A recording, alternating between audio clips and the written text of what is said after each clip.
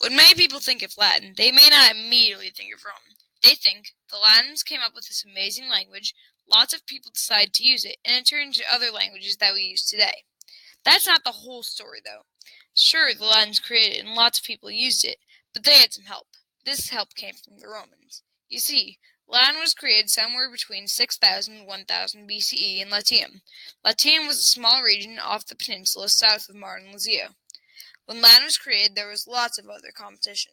There was Oscan, Umbrian, South Picene, Faliscan, Venetic, Gaulish, Raetic, Greek, and Etruscan. Etruscan would prove to be one of Latin's biggest competitors. The Etruscans were the most powerful in the Italian peninsula for over 300 years. In fact, some Etruscan cities used to rule over parts of Rome. They were very good at cooking and were fashion trendsetters in the ancient Mediterranean. Although they were competition for the Latin language, they also helped it grow. Latin borrowed some words from the Etruscan language, which were mostly related to food and fashion. The Etruscans also gave the Latins an adapted version of the Greek alphabet. In this alphabet, there were 22 letters. I and J were the same, along with U and V. W and Y didn't exist. This alphabet helped to turn Latin into a written language. Even though Etruscan was a worthy adversary for Latin, the Romans decided to use Latin, which pretty much decided which language was going to dominate. The Romans chose Latin because it was a language that was good for farmers, soldiers, and city people, while Etruscan was not. The relationship between Latin and the Romans benefited them both.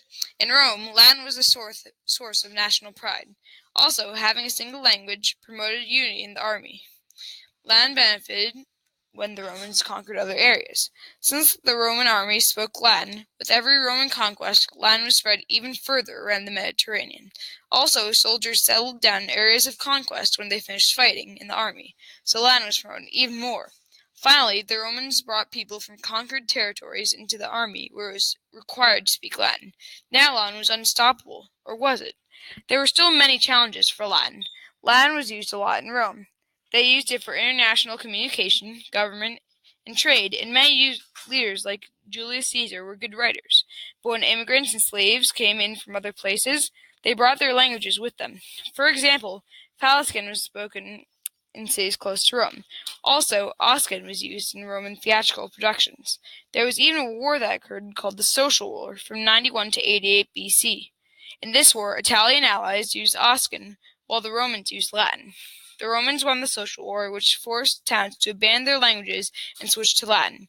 Although Latin had fended off many challengers, its toughest one was yet to come. Its name was Greek. Greek had always been a language that had stuck around in Rome. It was spoken more to the east by elites and slaves. It was a sign of closeness.